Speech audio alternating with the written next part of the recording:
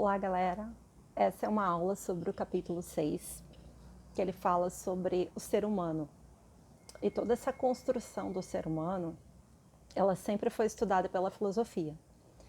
Inclusive, existe até uma área destinada para isso, chamada antropologia filosófica. Mas a gente vai começar do início, não é? Como sempre. Lá no início do capítulo, o primeiro filósofo que aparece é um filósofo muito interessante. O nome dele é Blaise Pascal. Pascal, ele vive numa época em que a ciência está tomando um rumo extremamente importante em toda a humanidade. E naquela época, os filósofos adotaram, não é, metodologias científicas, inclusive alguns filósofos como René Descartes, Francis Bacon,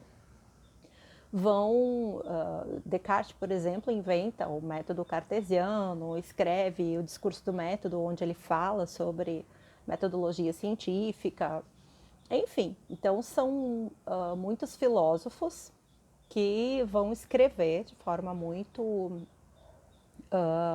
enfática sobre a importância da ciência.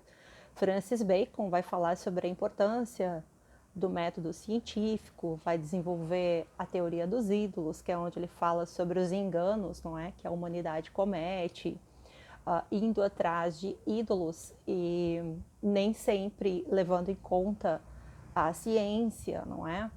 Enfim, então esses filósofos que vão dar real importância para a metodologia científica, eles são os mais, digamos assim, famosos e conhecidos nesse período. E Blaise Pascal, ele vai adotar justamente um outro lado, não é? Ele vai, por isso que ele vai ser considerado, ele vai ser chamado de filósofo contra a corrente, porque ele vai falar sobre o coração. E ele vai falar sobre a importância de Deus, a importância dos sentimentos, e ele vai dizer que a razão não consegue resolver todos os problemas da humanidade. Afinal, era o paradigma da Idade Moderna, não é? Qual era o paradigma? Que a ciência resolveria todos os problemas dos seres humanos. Hoje, que nós estamos na idade contemporânea, não é? A gente está no século XXI, a gente sabe que isso não é verdade. Não é? A ciência ela não resolve todos os problemas. Tem muita coisa que a ciência não consegue solucionar. E o coração e essas questões com relação que Pascal vai dizer que são importantes, elas mantêm o ser humano no seu eixo. Pascal vai dizer que o homem ele não é totalmente racional. Ele precisa justamente manter esse equilíbrio entre a racionalidade e a emoção. Outros filósofos vão falar também a respeito dessa questão.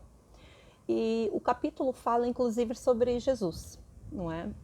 Nós sabemos que a vinda de Jesus, ela foi muito impactante no mundo ocidental, tanto que nós não podemos deixar de falar que todas as nossas regras, as nossas leis, a nossa legislação, ela é pautada na moral cristã.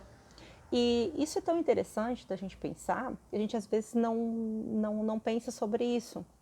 Mas se vocês forem analisar as legislações dos países, não é, dos principais países, vocês vão perceber sim uma conexão muito grande entre a moral cristã e as nossas leis, as leis que são vigentes, não é, na estrutura do nosso judiciário até os dias de hoje.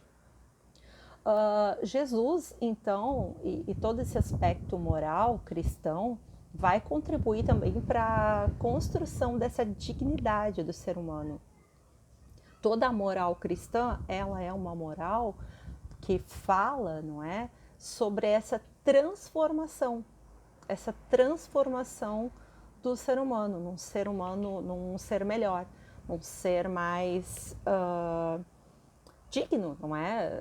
Propriamente falando, não é? Falando em dignidade.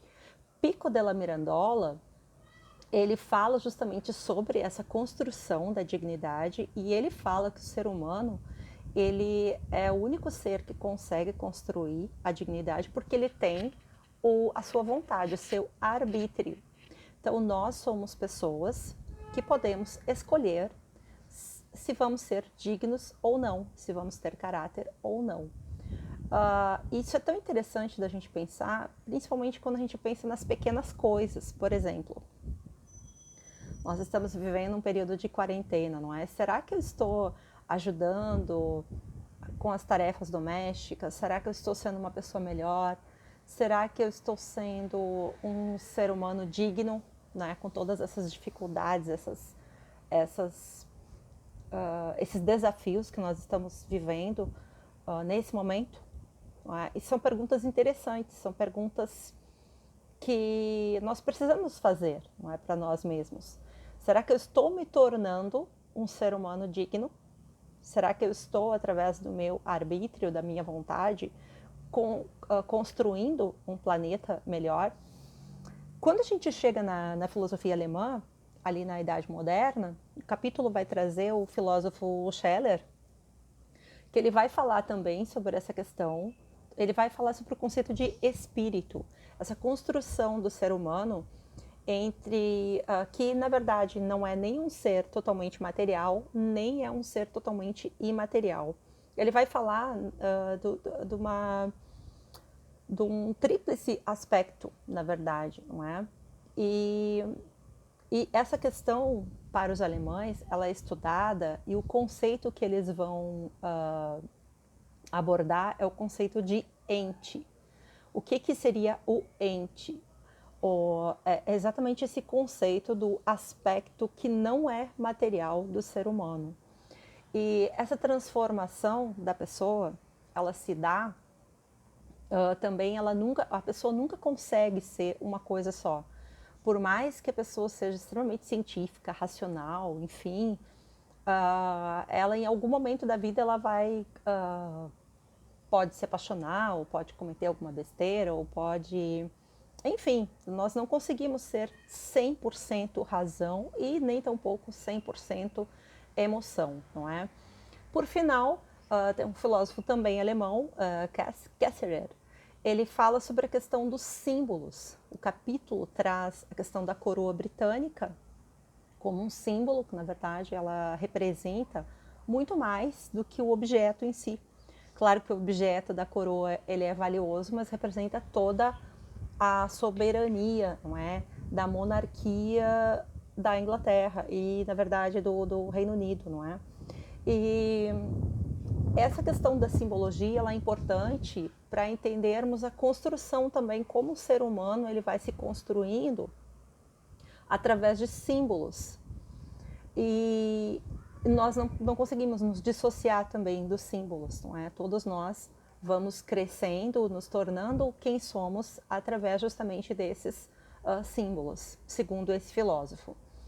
Por final, não é? Nós vamos fazer uma tarefa, uma atividade que vai ser bem legal, bem interessante, que eu havia pedido para vocês assistirem o filme Quem Somos Nós, que fala justamente dessa nova possibilidade, não é? A possibilidade fala sobre física quântica, novas possibilidades através do pensamento, de como nós pensamos, como nós vamos nos transformando, não é? Fazendo, enfim, mudanças, não é? Na nossa trajetória. E eu gostaria que vocês fizessem, então, um trabalho, uma análise, não é? Pode ser uma narrativa, pode ser um vídeo, pode ser um texto, pode ser um áudio, um podcast, enfim. Mas eu gostaria que vocês falassem sobre essa possibilidade de mudança. Eu gostaria que vocês respondessem essa pergunta. Será que eu estou me tornando um ser mais digno? É isso aí. Um grande abraço para vocês. Tchau, tchau.